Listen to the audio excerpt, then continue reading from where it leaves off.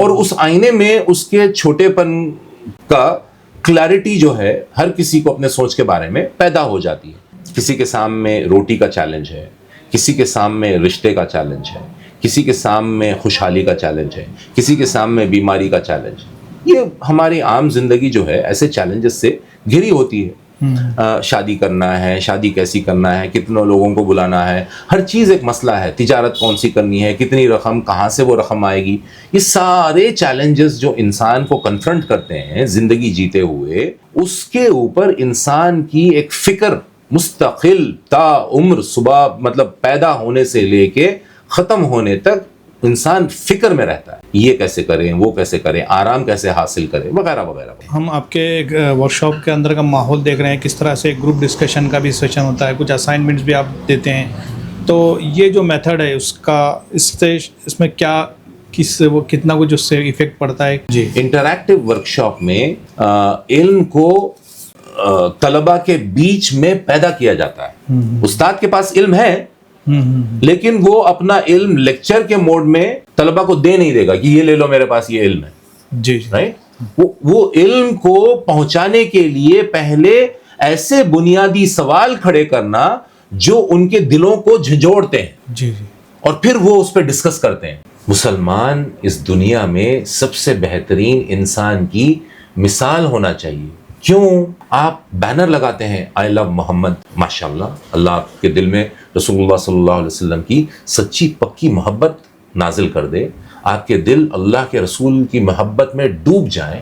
لیکن اس کا پروف یہ ہوگا کہ جس طرح سے ہمارے نبی was the best of humanity, best of humanity سے آپ کو محبت ہے لیکن وہ بیسٹ آف ہیومینٹی کا کردار آپ میں نہیں ہے, پھر آپ مسلمان کیسے ہوئے؟ آپ کو رسول اللہ صلی اللہ علیہ وسلم سے سچی محبت ہے یا لیبل ہے؟ زندگی کو سمجھنے کا جو نظریہ ہوتا ہے, اس نظریے کو آپ جو ہے پوری طریقے سے کالونائز کر سکتے ہیں. یعنی کہ جو حکومت ہے, برٹش حکومت کا جو آؤٹ کم ہے وہ کالونائزیشن ہے. یعنی انہوں نے انگریز تو چلے گئے لیکن ابھی بھی ہم میں وہ مزاج ہے کہ ہم ویسٹ کے سامنے جھک جاتے ہیں. ایئرپورٹ ڈائریکٹرز جتنے ہندوستان کے جو ہے کم سے کم 3 سال پہلے تک تھے, وہ سارے میرے اسٹوڈنٹس تھے. آلموسٹ 70 ایئرپورٹ ڈائریکٹرز تھے جن کو جو ہے جو مجھے ایک استاد کی حیثیت سے مانتے ہیں. اور بینکوں میں بھی جو ہے جو لیول 5 کے اوپر جتنے افسر ہوتے ہیں, یہ ساروں کو میں پڑھاتا ہوں کہ یہ منظم زندگی کس طرح سے جینا چاہیے, اپنے آپ کو کیسے سمجھنا چاہیے, اپنے ادارے کو بہتر بنانے کے لیے آپ کو کیسی محنت کرنی چاہیے. تو ایسے ایسے گاؤں میں بھی جانے کا موقع ملا اور میں نے دیکھا کہ ورلڈ بینک کا پروجیکٹ اتنا ڈیپ اس کا پینیٹریشن ہے. تو انہوں نے مجھے گول دیا تھا کہ میں ان کے پروگرام کی ایفیشنسی کو میجر کروں, کتنا یہ امپیکٹ فل ہے اور ایفیشینٹ ہے. یعنی کہ اگر 1 روپیہ چلتا ہے تو کتنے پیسے اس غریب جس کے لیے یہ 1 روپیہ چلا تھا اس کے ہاتھ تک پہنچتے ہیں, اس کی جیب تک پہنچتے ہیں. یہ مجھے میجر کرنا تھا کہ انیفیشنسیز کیا ہیں, لاسز کہاں ہو رہے ہیں, اور یہ جو روپیہ ان تک پہنچا ہے تو اس کا اثر ان کی زندگی پر کیا ہوا. یہ 2 مقاصد ہیں. یہ خواتین کو سکھایا جا رہا ہے کہ دیکھو تم کو وہ مارتا ہے, دیکھو تم کو وہ پیٹتا ہے, دیکھو تم کو پیسے نہیں دیتا, تم کام کر کے آتی ہو, مزدوری کر کے آتی ہو, تمہارا پیسہ چھین لیتا ہے. بچوں کو جو ہے گورنمنٹ اسکول میں بھیجنا پڑتا ہے, بچے گورنمنٹ اسکول میں جاتے ہیں تو ان کی پڑھائی نہیں ہوتی ہے تو وہ بھی پھر کل کے دن مزدور ہی بنیں گے. تو تمہاری مزدوری کی زندگی کبھی ختم نہیں ہوگی. اس زندگی سے تم کو باہر آنا ہے تو ہمارے ساتھ جڑ جاؤ, ہم تم کو پیسہ دیں گے اور ہم کو ٹریننگ دیں گے, لیکن یہ پیسہ تمہارا پیسہ ہے, اس کو مت دینا. یہ اصول بنا ہے کہ میں زمینی سطح پر جا کے محنت کروں اور لوگوں کو اپنے حالات سے جوجھنے کا, اپنی اصلاح کرتے ہوئے اپنے حالات کو بہتر بنانے کا, اپنی آبادی کو بہتر بنانے کا, اپنے گھر کو بہتر بنانے کا, اس کی بنیاد یہ ہے کہ میں اپنے آپ کو بہتر بناؤں گا. ایسا ایک فریم ورک جو ہے مجھے لگا کہ ہم کو ڈیولپ کرنا چاہیے اور پھر میں نے اس کی محنت کی. السلام علیکم ناظرین, MCN اردو نیوز کے خاص ملاقات میں آپ تمام کا استقبال ہے. آج ہم آپ سے ایک خاص شخصیت سے ملاقات کرانے جا رہے ہیں جن کا نام ہے عبدالمجیب خان صاحب.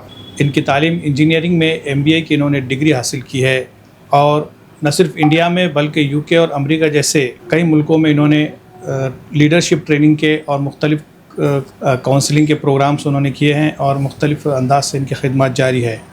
خاص طور سے جو ٹریل بلیزر کے نام سے ایک بڑا پروجیکٹ فی الحال وہ چلا رہے ہیں مختلف مقامات پر ان کے پروگرامس ہو رہے ہیں. ان کا اپنا مشن یہ ہے کہ نوجوانوں کو ان کے مقصد زندگی سے واقف کرایا جائے, لوگوں کی شخصیت کی نکھارا جائے, انہیں ان کے زندگی میں درپیش جو بھی مسائل ہے, جو چیلنجز ہیں, ان کو کس طرح سے مقابلہ کرنا چاہیے, اور ایک کامیاب زندگی گزارنے کے لیے کیا کچھ اصول ہے, جس طرح سے قرآن اور حدیث نے بھی ہم کو رہنمائی ملتی ہے. ان تمام نکات پر وہ رہنمائی کر رہے ہیں. تو آج ہم ان کے بہت شکر گزار ہیں کہ ناندیڑ دورے کے موقع پر انہوں نے آج ہمارے لیے کچھ وقت نکالا ہے. ہم ان سے گفتگو کریں گے اور ان سے معلومات حاصل کرنے کی کوشش کریں گے. سر, سب سے پہلے تو MCN اردو نیوز میں ہم آپ کا بہت بہت استقبال کرتے ہیں. جی جزاک اللہ خیر. اور سب سے پہلا میرا بنیادی سوال یہی سر آپ کے تعارف کے حوالے سے رہے گا کہ تعلیم, پس منظر وغیرہ اور آپ کی اسپیشلائزیشن وغیرہ کیا کچھ ہے. جی, پہلے تو السلام علیکم ورحمۃ اللہ وبرکاتہ. اعوذ باللہ من الشیطان الرجیم, بسم اللہ الرحمن الرحیم. میں آپ کا اس چینل کا اور اس چینل کو جو ہے فالو کرنے والے ہر فرد کا شکر گزار ہوں کہ اللہ تعالیٰ نے اس کو میرے لیے اظہار کرنے کا اپنے خیالات, یہ اللہ نے مجھے موقع عطا کیا اور میں تہہ دل سے آپ سب کا شکر گزار. الحمدللہ رب العالمین. میں نے انڈسٹریل پروڈکشن میں انجینئرنگ کی, لیکن اس سے پہلے بھی انجینئرنگ جیسے ہی داخل ہوا میں انجینئرنگ میں, اللہ تعالیٰ نے مجھے ایک اور ادارے کا ممبر بنایا جو عالمی سطح پر یوتھ میں کام کیا کرتا تھا. تو اس کا جب میں ممبر بنا تو چند ہی مہینوں میں, 6-7 مہینوں میں اللہ تعالیٰ نے مجھے پھر اس آرگنائزیشن کا پریسیڈنٹ بننے کا موقع عطا کیا. جب میں نے اس پریسیڈنٹ کے پوسٹ کو, رول کو سنبھالا تو وہاں پہ جو ہے میری یہ ذمہ داری بنی کہ میں لوگوں کو تیار کروں آرگنائزیشن میں, اپنی ٹیم کو بناؤں تاکہ آرگنائزیشن کے جو مقاصد ہیں ان مقاصد کو اچھے طریقے سے انجام دیا جا سکے, منظم طریقے سے. تو اس محنت کو میں نے اپنی انجینئرنگ اسٹوڈنٹ ڈیز کے دوران ہی شروع کیا. لیڈرشپ ڈیولپمنٹ کرنا, لیڈرشپ کے پروجیکٹس کو لیڈ کرنا اور خود ایک لیڈر بن کے دنیا میں سامنے آنا. یہ لیڈر بن کے دنیا میں سامنے آنا, ایسے موقع اللہ نے مجھے عطا کیے. اور جب میں اس راستے پر چلنے لگا تو مجھے یہ احساس ہوا کہ انجینئرنگ, شاپ فلور, مشینز بہت انٹرسٹنگ فیلڈ ہے, لیکن میرا دل انسانوں میں اور انسانوں کے لیے پروگرامز کرنے میں, پروجیکٹس کرنے میں زیادہ لگتا ہے. تو پھر میں نے اپنی فیلڈ کو بدلا. انجینئرنگ سے میں نے کمیونیکیشن میں ماسٹرز کیا. مدرا انسٹیٹیوٹ آف کمیونیکیشن سے ایک ایسا کالج ہے جو ایشیا کا بیسٹ کالج مانا جاتا ہے, وہاں سے میں نے ماسٹرز کیا. اور پھر وہاں سے جو ہے میرے پروفیشنل انگیجمنٹ شروع ہوئے. پہلے 4 سال میں بامبے میں رہا, برانڈ بلڈنگ وغیرہ اس فیلڈ میں جو ہے میں خدمات دیا کرتا تھا. پھر وہاں سے میں حیدرآباد لوٹا اور ورلڈ بینک میں میں نے جو ہے کچھ کنسلٹنگ اسائنمنٹس کیے. اور ورلڈ بینک سے تھوڑا سا جو ہے ایسا محسوس ہوا کہ جو ورلڈ بینک کے مقاصد ہیں وہ انسان کے فلاح کے مقاصد کے برعکس ہیں, یعنی کہ ٹوٹلی اپوزٹ ہیں. اس میں جو ہے فائدہ کم ہے ورلڈ بینک کے پروگرامز میں اور نقصان زیادہ ہے. اور مجھے یہ بھی لگا کہ عوام کو, جو غریب اور مسکین عوام ہے, ایسا نہیں ہے کہ وہ چالاکی نہیں کرتے, وہ دھوکہ نہیں دیتے, وہ جھوٹ نہیں بولتے. مسکین سے مراد یہ ہے کہ ان کا نظریہ جو ہے بالکل اس بات تک جو ہے ان کی دوڑ اتنی ہے کہ ان کا پیٹ بھر جائے, ان کے بچوں کا پیٹ بھر جائے. جی. تو ایک طریقے سے اس طریقے سے یہ لوگ مسکین ہیں. تو ان کو جو ہے بہلانا, پھسلانا اور گمراہ کر دینا یہ بہت آسان ہے. اگر آپ 2 روٹی اگر آپ دسترخوان پہ رکھ دیں گے تو آپ پھر ان کے لیے بہت قیمتی بن جاتے ہیں. اور پھر ان کے دنیا کو, زندگی کو سمجھنے کا جو نظریہ ہوتا ہے, اس نظریے کو آپ جو ہے پوری طریقے سے کالونائز کر سکتے ہیں. یعنی کہ جو حکومت ہے, برٹش حکومت کا جو آؤٹ کم ہے وہ کالونائزیشن ہے. یعنی انہوں نے انگریز تو چلے گئے, لیکن ابھی بھی ہم میں وہ مزاج ہے کہ ہم ویسٹ کے سامنے جھک جاتے ہیں, ویسٹ کے نظریے کے سامنے اپنے نظریے کو کمتر سمجھتے. تو یہ چیزیں میں نے جو دیکھی تو مجھے لگا کہ مجھے اس فیلڈ میں جو ہے آگے بڑھنا چاہیے, لیڈرشپ ڈیولپمنٹ میں, اور اس کو پروفیشنلی مجھے کرنا چاہیے.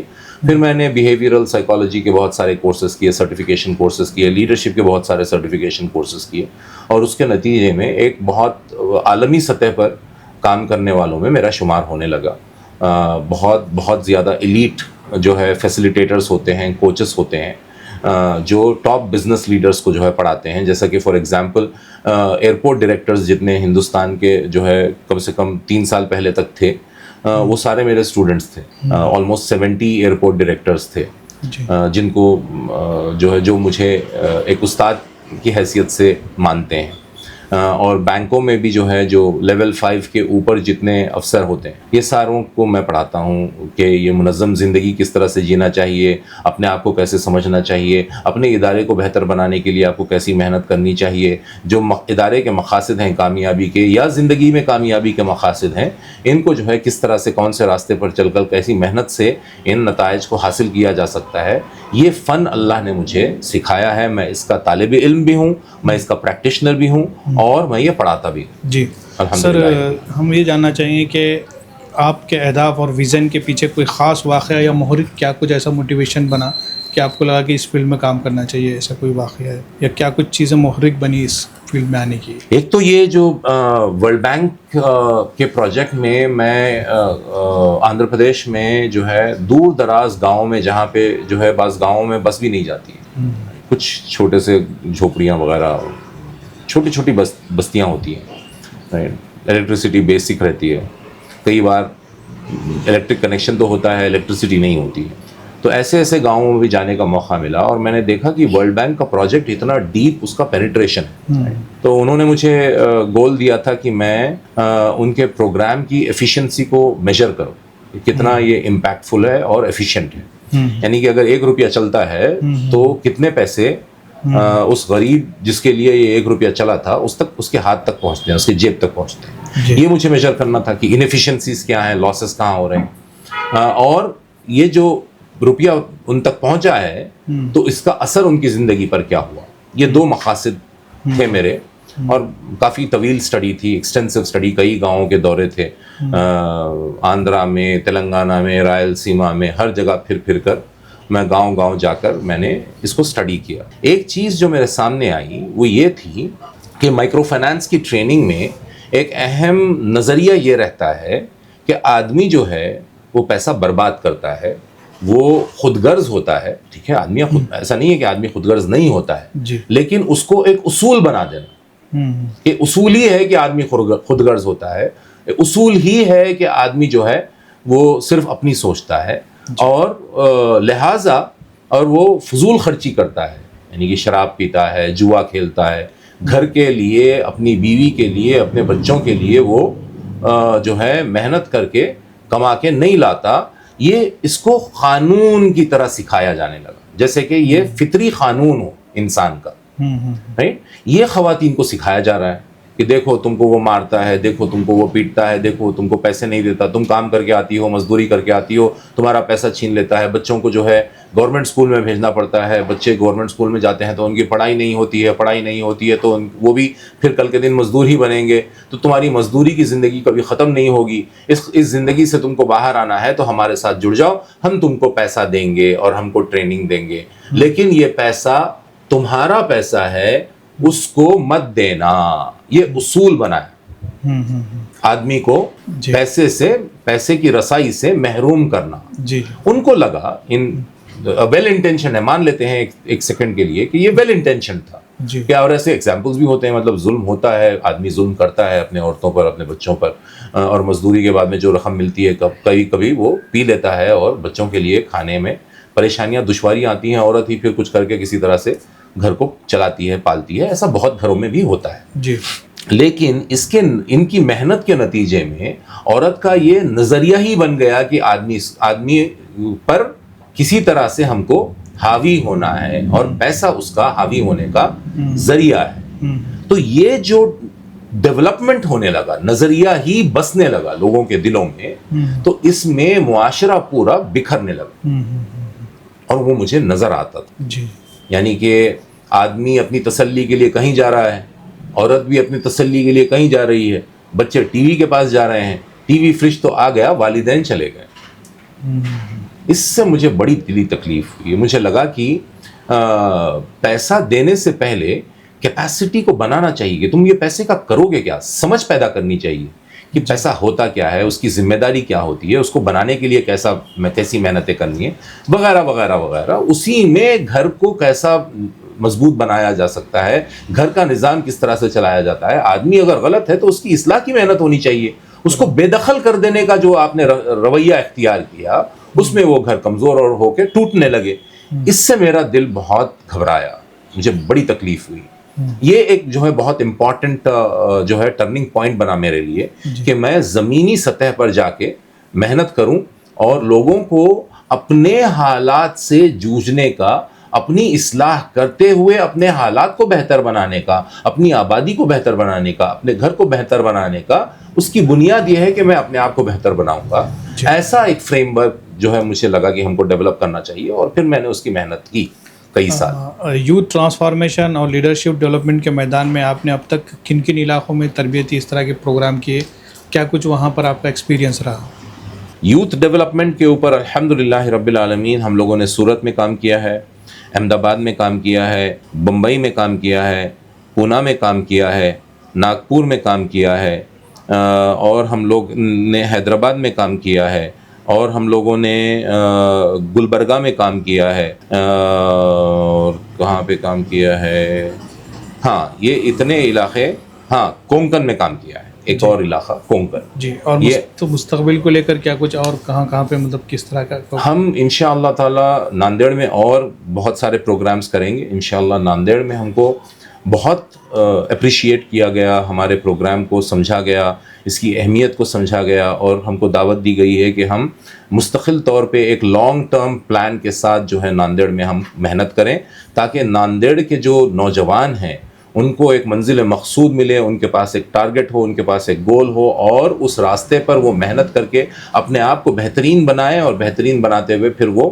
بہترین کامیابی کی مثال بھی قائم کریں, نہ صرف ناندیڑ کے لیے بلکہ ناندیڑ کے ذریعے سے پورے مہاراشٹر, اور پورے مہاراشٹر کے ذریعے سے انشاءاللہ تعالی پورے ہندوستان میں یہ محنت, یہاں سے ایک روشنی جو ہے پھیلے, ایسی ہم محنت کرنے کا ارادہ کر چکے ہیں الحمدللہ رب العالمین. جیسا کہ ابھی آپ نے بتایا مختلف شہروں میں آپ نے ٹریننگ کے اس طرح کے پروگرام کیے, تو سب سے خاص ایکسپیرینس کون سا رہا, یادگار ایسا کون سا سیشن رہا کہ جس کو آپ ذکر کرنا چاہیں گے؟ نہیں, اچھے مطلب ہر شہر کی اپنی ایک خصوصیت ہوتی ہے.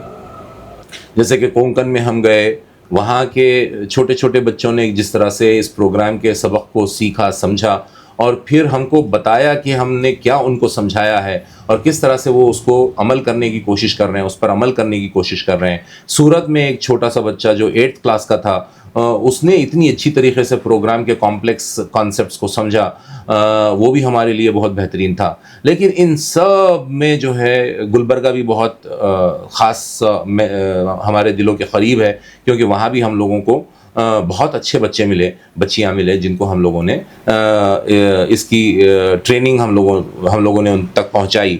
لیکن ناندیڑ ہمارے لیے اب تک کے سفر میں ہم 1 سال سے مطلب شہر جو ہے صرف ایک تھیلا لے کے چلتے ہیں کہ ہم اس شہر میں جائیں اور وہاں کے نوجوانوں کو ہم تیار کریں, تاکہ وہ آنے والے وقت میں ہر حال میں بہترین چیمپئن بن کے اپنے لیے, اپنے گھروں کے لیے, اپنے فیملیز کے لیے, اپنے معاشرے کے لیے وہ سامنے آئے, مثال بن کے, مثالی نوجوان بنے, اور ان مثالی نوجوان کی محنت سے پھر ہمارا علاقہ, ہمارا ملک, ہماری قوم مثالی قوم بن سکے. یہ محنت ہم جو ہے کرنے کے لیے نکلے ہیں. ناندیڑ میں ہم کو سب سے بیسٹ وارم ویلکم ہم کو ملا ہے, اور یہاں بھی چھوٹے چھوٹے بچے ہیں جو اتنی فوکس کے ساتھ نوٹس لے رہے ہیں. جو ہم سکھاتے ہیں یہ بہت آسان نہیں ہے, یہ اس لیے مشکل ہے کیونکہ ہم انسان کی سوچ, جو بنی بنائی سوچ ہوتی ہے, اس کو ہم پہلے سائیکولوجیکل جو ہے علم کے روشنی میں اس سمجھ کو پہلے توڑ دیتے ہیں, ان کو آئینہ دکھاتے ہیں. سمجھ کو توڑتے کیسے ہیں, اس کو آئینہ دکھاتے ہیں, اور اس آئینے میں اس کے چھوٹے پن کا کلیئرٹی جو ہے ہر کسی کو اپنے سوچ کے بارے میں پیدا ہو جاتی ہے. جب مجھے اپنی سوچ کے چھوٹے ہونے کی کلیئرٹی مل جاتی ہے تو پھر میرا دل اپنی سوچ سے ٹوٹ جاتا ہے, اور پھر میں نئی سوچ کی تلاش کرتا ہوں.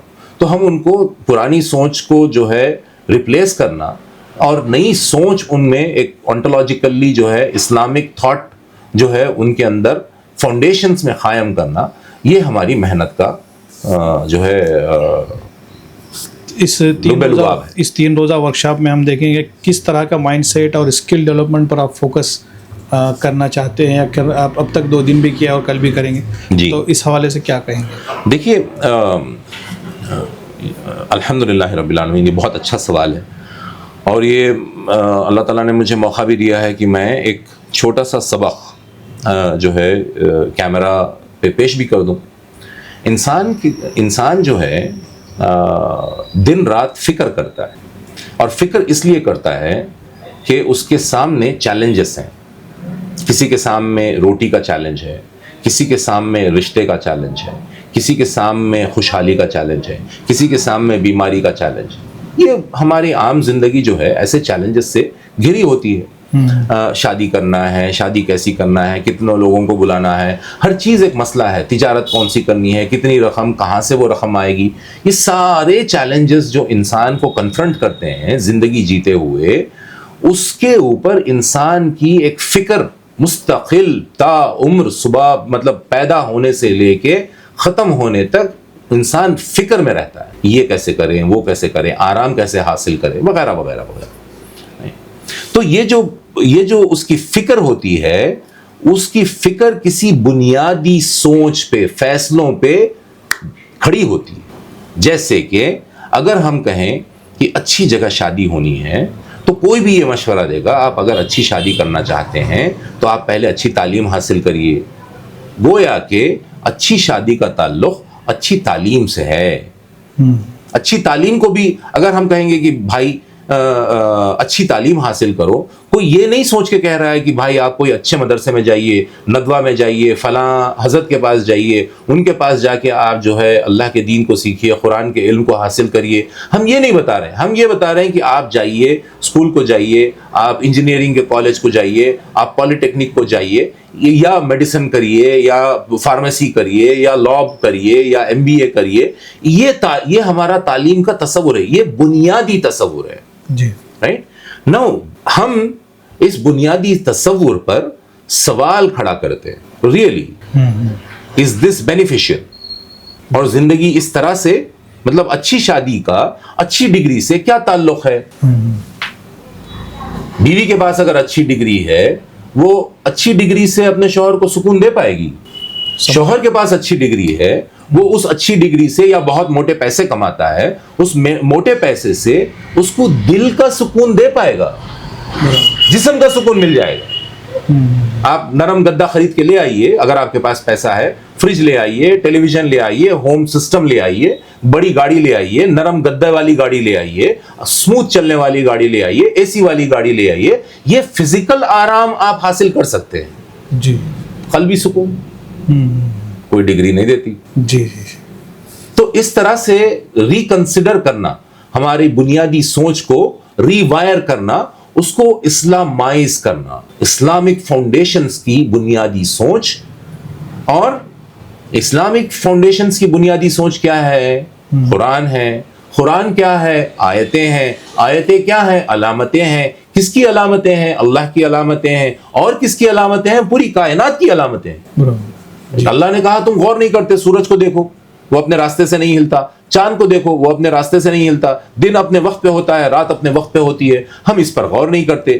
ایک وقت تھا جب ہم آیات کو پڑھتے تھے زندگی کو چلانے کے لیے، جب ہم آیات کو پڑھتے تھے زندگی کو چلانے کے لیے، یعنی کہ قرآن اپنے بارے میں کہتا ہے الف لام میم ذالک الکتاب لا ریب فیہ ھدی للمتقین، یہ قرآن کہتا ہے۔ یہ گائیڈنس ہے متقین کے لیے، جو متقی ہیں ان کے لیے گائیڈنس ہے۔ ہم قرآن پڑھتے ہیں اجر کے لیے کہ بھائی ثواب مل جائے، جمعے کے دن سورہ کہف پڑھ لیں، صبح صبح قرآن پڑھ لیں، قرآن کا کچھ مطالعہ کر لیں اور اپنے کاموں پر نکل جائیں۔ نمازوں میں قرآن پڑھ لیں، اتنا تو سیکھ لیں کہ نماز ہو سکتی ہے۔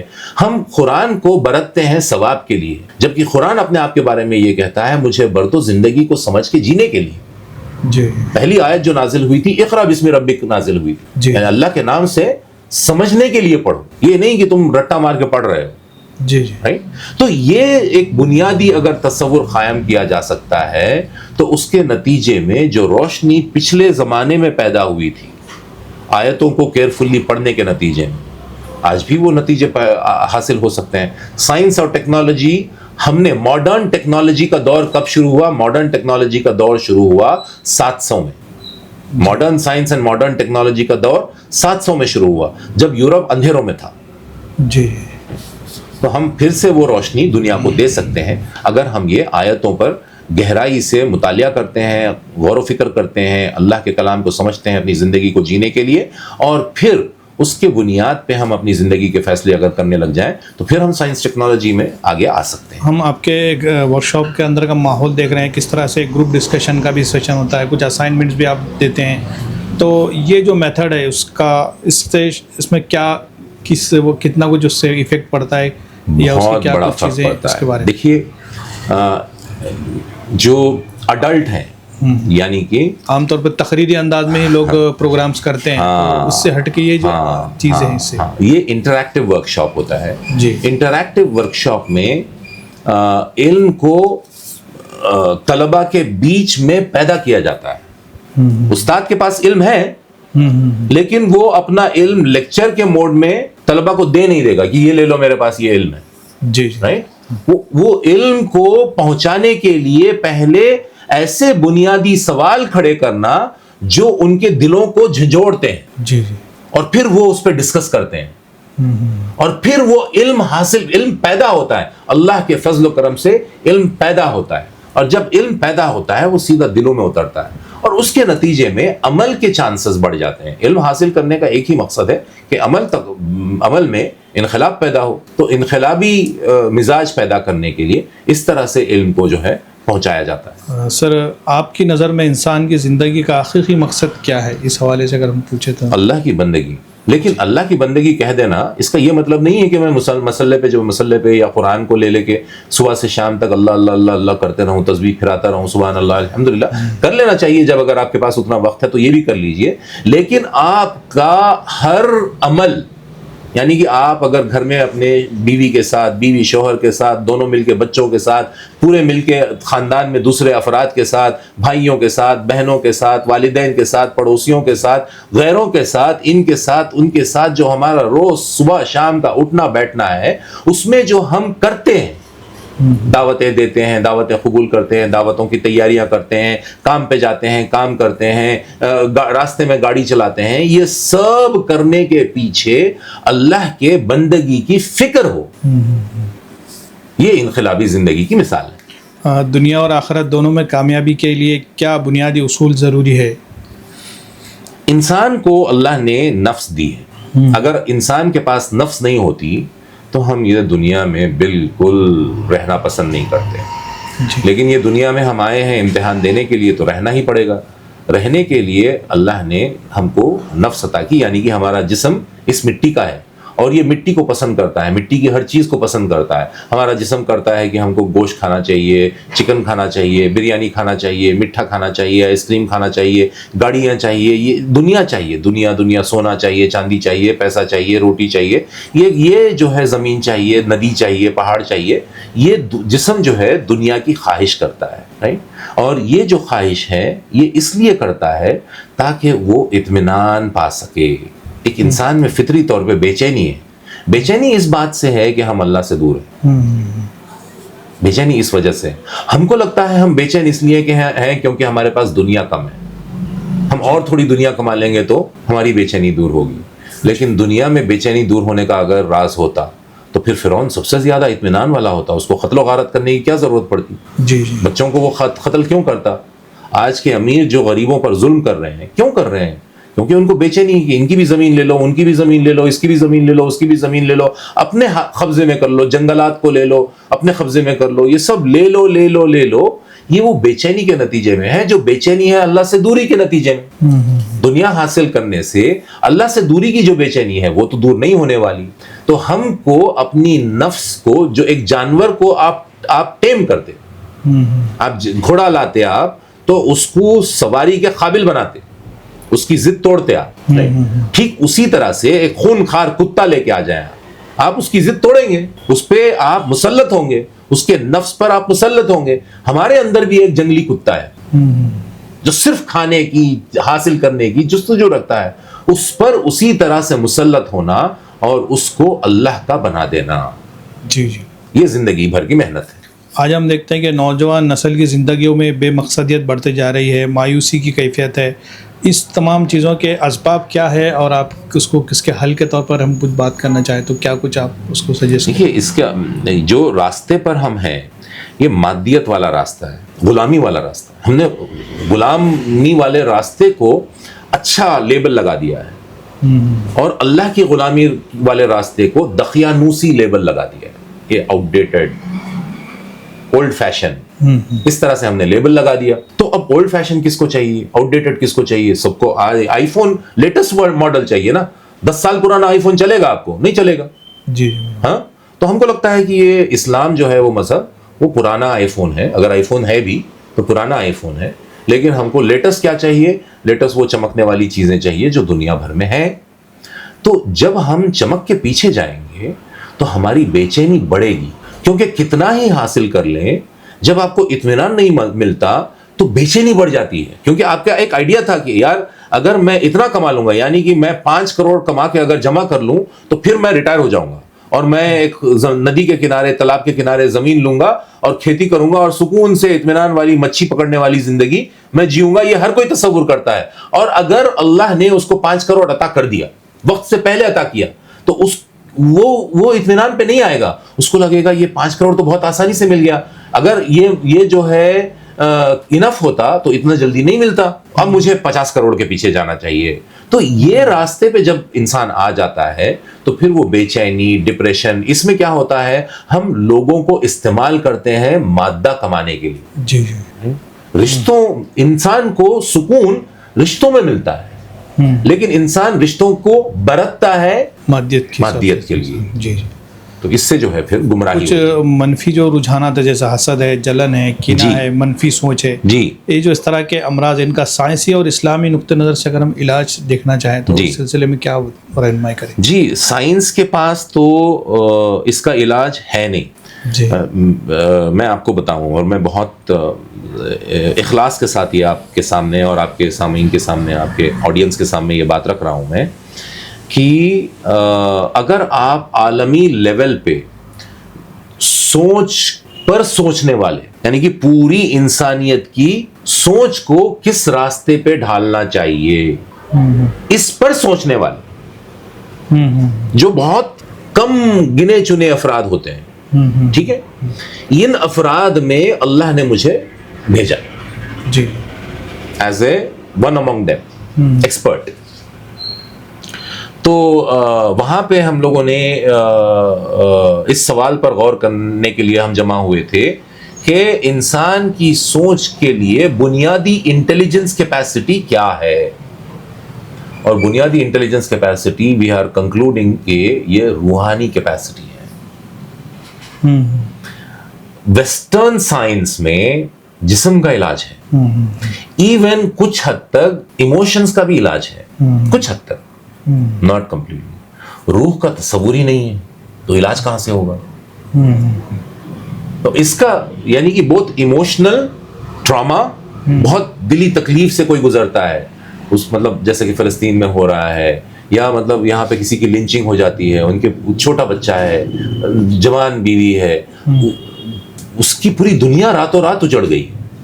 جی مطلب کھانے کا کوئی ٹھکانہ نہیں، پلنے کا کوئی ٹھکانہ نہیں، کہاں سے روٹی آئے گی پتہ نہیں. ایسے ٹراما میں جو رہتے ہیں ان کے دلوں پر بہت گہرے اثر ہوتے ہیں. تو لیکن اس کا بہترین علاج ہم کو دین میں ہی ملتا ہے. منفی سوچ کو مثبت سوچ میں تبدیل کرنے کے لیے نوجوانوں کو عملی اقدامات کیا کچھ کرنے چاہیے، اس حوالے سے اگر پریکٹیکل کچھ اپروچ کی؟ دیکھیے، جو پریکٹیکل ہے وہ یہ ہے کہ پہلے ہم قرآن کو جس طرح سے برتتے ہیں اس کا اپروچ بالکل بدل دینا چاہیے. اس سے بڑا آپ اگر اپنے پیر کوئی کاٹ لیتا ہے تو اس نے اپنے آپ پر اتنا ظلم نہیں کیا جتنا اگر وہ قرآن کو صرف بھائی ثواب کے لیے پڑھ رہا ہے تو وہ اتنا بڑا ظلم اپنے اوپر کر رہا ہے. کیوں اتنا بڑا ظلم ہو رہا ہے؟ کیونکہ قرآن جو کتاب گائیڈنس والی کتاب ہے، آپ اس کو جو ہے خالی آخرت کے ثواب کے لیے پڑھ رہے ہیں. آپ کو زندگی کے ہر مسئلے میں روشنی پانے کے لیے اللہ کے پاس دوڑنا چاہیے. یہ کائنات اللہ کی ہے، مالک اللہ ہے، مطلب ایبسلیوٹ اتھارٹی اینڈ کنٹرول اللہ کا ہے. میرا نہیں ہے. تو میرے حالات جو مجھے بے بس کرتے ہیں ان کو بھی عافیت والے بنانے والی ذات اللہ کی ہے. اور اللہ نے کہا ہے کہ تم قرآن میں غور کرو. تو اگر میں قرآن میں غور کرتا ہوں پریکٹیکلی اسپیکنگ, نماز کو قائم کرتا ہوں in the way Allah is asking me to do that, صبر اور شکر سے مدد حاصل کرو. اللہ کی مدد کیسے آئے گی؟ صبر سے آئے گی, شکر سے آئے گی. یعنی کہ ہر موڑ پر, ہر چھوٹی چھوٹی چیز پر, ہر تکلیف میں اللہ کا شکر ادا کروں اور صبر کروں. یہ پریکٹیکل کرنے والے اعمال ہیں. یہ اگر ہم پریکٹیکلی کرنے والے بنیں گے تو پھر ہماری زندگیوں میں جو عافیت اور آسانی ہم خود دیکھیں گے, ہم دین کے, اللہ کے دیوانے بنیں گے. جی, عام طور پہ ایسا ایک رجحان پایا جاتا ہے کہ انسان اعلیٰ تعلیم یافتہ ہوتا ہے تو اس کا کردار بنتا ہے, اس کے اخلاق بنتے, لیکن ہم دیکھ رہے ہیں کہ ان تمام اعلیٰ تعلیم حاصل کرنے کے بعد بھی بہت سے لوگ ایسے ہیں جن کے اندر بہت سی خامیاں ہیں. تو کیا لگتا ہے آپ کو کہ کالج, یونیورسٹی کے ان کے نصابی معاملات میں بھی بنیادی جو اخلاقی کے حوالے سے جو باتوں کی کمی ہے ان کو شامل کرنے کی تعلق؟ جی, جب جو ہے ہم نے یہ کہا کہ اللہ دکھتے نہیں, اللہ کا مسئلہ یہ ہے اللہ یہ آنکھوں کو نہیں دکھتے, اللہ دل کو دکھتے ہیں, دل کی آنکھوں میں نظر آتے ہیں اللہ, یہ جسم والی آنکھوں میں نظر نہیں آتے ہیں. تو ویسٹ نے کیا کیا, پوری تھنکنگ کو ریسٹرکٹ کر دیا, باؤنڈری اس نے قائم کر دی کہ اگر تم کو سوچنا ہے تو صرف اس طرح سے سوچو یا ان ایشوز پر سوچو جو دکھتے ہیں, ناپے تولے جا سکتے ہیں. سائنٹیفک انداز میں اس کو جو ناپا تولا نہیں جا سکتا وہ ہے یا نہیں, اس میں یہ بحث کا سبجیکٹ ہے, لہٰذا اس کو اٹھا کے کچرے میں ڈال دو اور اس پہ جو ہے ریسٹرکٹ کر لو اپنے آپ کو. جو دکھتا ہے اور ناپا تولا جا سکتا ہے, انسان کا جسم ناپا تولا جا سکتا ہے, انسان کیا کھا رہا ہے وہ ناپا تولا جا سکتا ہے, کیا پی رہا ہے ناپا تولا جا سکتا ہے, کیا دیکھ رہا ہے ناپا تولا جا سکتا ہے, وغیرہ وغیرہ وغیرہ. تو جب ہمارے ایجوکیشن کا فاؤنڈیشن یہ بن گیا کہ restrict yourself to what is visible, تو انسان میں جو انویزیبل ہے وہ انسان کی نفس ہے. تو انسان خود اپنی نفسیات سے اندھیرے غار میں چلا گیا, کیونکہ مطلب that is not measurable, that is not,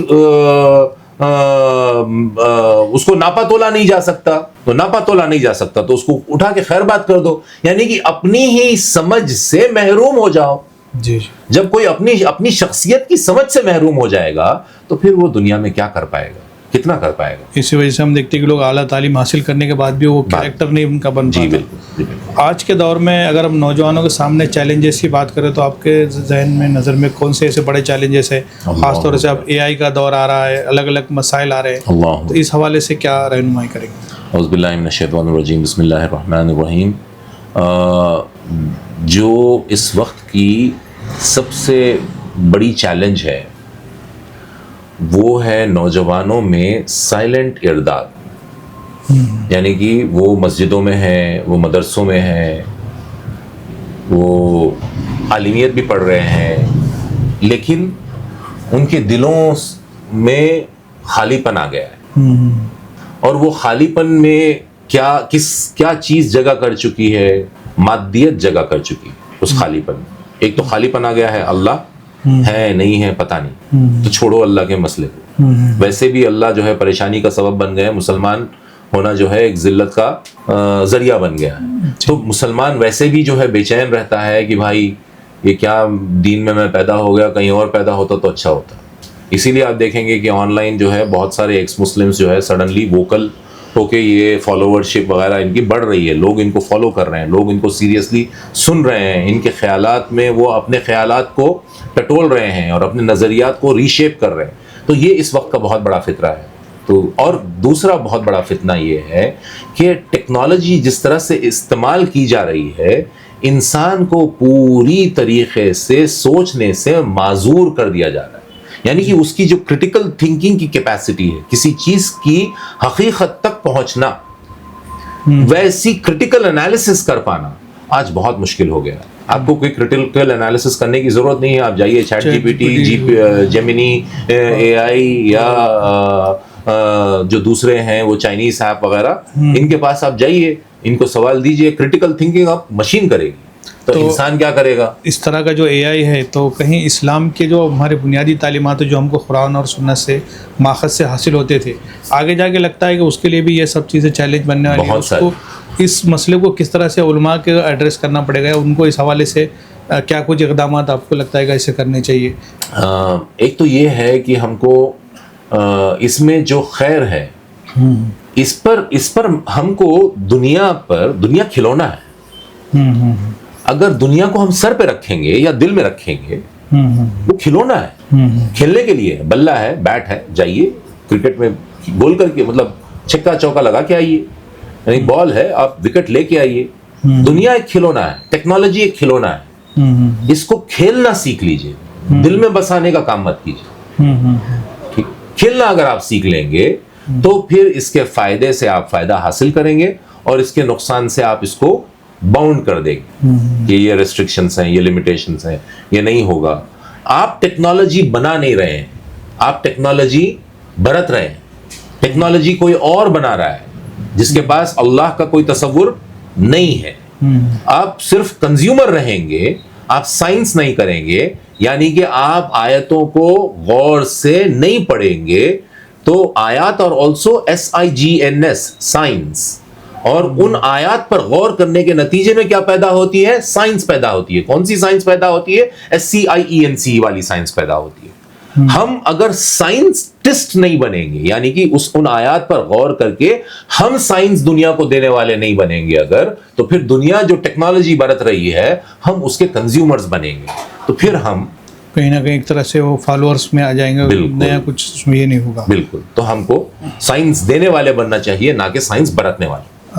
آخر میں ایک سوال، طلباء اور نوجوانوں کے لیے کوئی خاص پیغام کیا دینا چاہیے؟ اعوذ باللہ من الشیطان الرجیم، بسم اللہ الرحمن الرحیم. ایک مسلمان کی علامت یہ ہے وہ بہت ہر چیز پر اس کی گہری فکر ہوتی، وہ ہلکا نہیں ہوتا، اپنی سوچ میں ہلکا نہیں ہوتا، اپنے عمل میں ہلکا نہیں ہوتا. اللہ کی کتاب اللہ نے آپ کو دی ہے، جامع کتاب ہے، پوری کائنات کے سوراخ اس کتاب میں ہے. آپ اس کتاب کو گہرائی سے پڑھ کے سمجھنے والے بنے، فرسٹ. دوسرا، آپ اگر مسلمان ہیں اور آپ سے بہتر انسان دوسرا کوئی ہے، آپ کے مسلمان ہونے پہ لعنت ہے. مسلمان اس دنیا میں سب سے بہترین انسان کی مثال ہونا چاہیے. کیوں؟ آپ بینر لگاتے ہیں آئی لو محمد، ماشاءاللہ، اللہ آپ کے دل میں رسول اللہ صلی اللہ علیہ وسلم کی سچی پکی محبت نازل کر دے، آپ کے دل اللہ کے رسول کی محبت میں ڈوب جائیں. لیکن اس کا پروف یہ ہوگا کہ جس طرح سے ہمارے نبی was the best of humanity, best of humanity سے آپ کو محبت ہے، لیکن وہ بیسٹ آف ہیومینٹی کا کردار آپ میں نہیں ہے. پھر آپ مسلمان کیسے ہوئے؟ آپ کو رسول اللہ صلی اللہ علیہ وسلم سے سچی محبت ہے یا لیبل ہے؟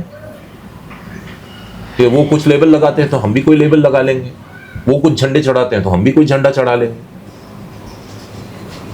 اس جھنڈے کو پہلے دل میں گاڑیے اور اس کے گہری سٹڈی سے آپ ایکسل کریے. آپ اگر اکیڈمکس میں ہیں، آپ کا ثانی دوسرا کوئی نہ ہو. آپ اگر سپورٹس میں ہیں، آپ سے اچھا کھیلنے والا کھلاڑی دوسرا نہ ہو. آپ بزنس میں ہیں، آپ سے بہترین بزنس کرنے والا دوسرا نہ ہو. آپ گھر میں ہیں، آپ سے بہتر ہسبینڈ، آپ سے بہتر وائف، آپ سے بہتر پیرنٹ، آپ سے بہتر چائلڈ، آپ سے بہتر بھائی، آپ سے بہتر بہن، آپ سے بہتر پڑوسی کوئی نہ بنے. پھر ہم بات کریں گے کہ ہم مسلمان ہیں. ورنہ چلو بھر پانی لیجئے اور اس میں ڈوب مریے. اللہ ہم کو معاف کر دے، مغفرت کر دے ہماری. آخرت میں جب جائیں گے اللہ خبر سے ہمارے سوال جواب شروع ہوں گے، اس کے ہمارے پاس کیا جواب ہے. ہر کوئی اپنا گریبان میں جھانکے اور سوچ لے. جی ناظرین، ہم سے بات کر رہے تھے عبد المجیب خان صاحب، حیدرآباد سے تشریف لائے تھے. اور ان کی گفتگو سے ہم نے بہت سی باتیں سیکھی، بہت سے پیچیدہ مسائل کا حل ان کے گفتگو سے ہمارے سامنے نکل کے آیا، اور ہمارے ناظرین کو بھی امید ہے کہ ان تمام باتوں کا بہت زیادہ فائدہ ہوگا۔ اور ہم یہی آخر میں سجیشن دینا چاہیں گے کہ آپ اپنی زندگی میں جو کچھ باتیں یہاں بتائی گئی ہے اس میں عمل کرنے کی کوشش کیجیے، آمین۔ انشاءاللہ تعالی دنیا اور آخرت کی کامیابیاں ہمارے قدم چومے گی۔ اس ملاقات کو ہم یہی ختم کرتے ہیں، اگلی مرتبہ کسی نئی شخصیت سے آپ ملاقات کرائیں گے اور ان سے بات چیت کریں گے۔ انشاءاللہ۔ تب تک کے لیے اجازت دیجیے، اللہ حافظ۔ اللہ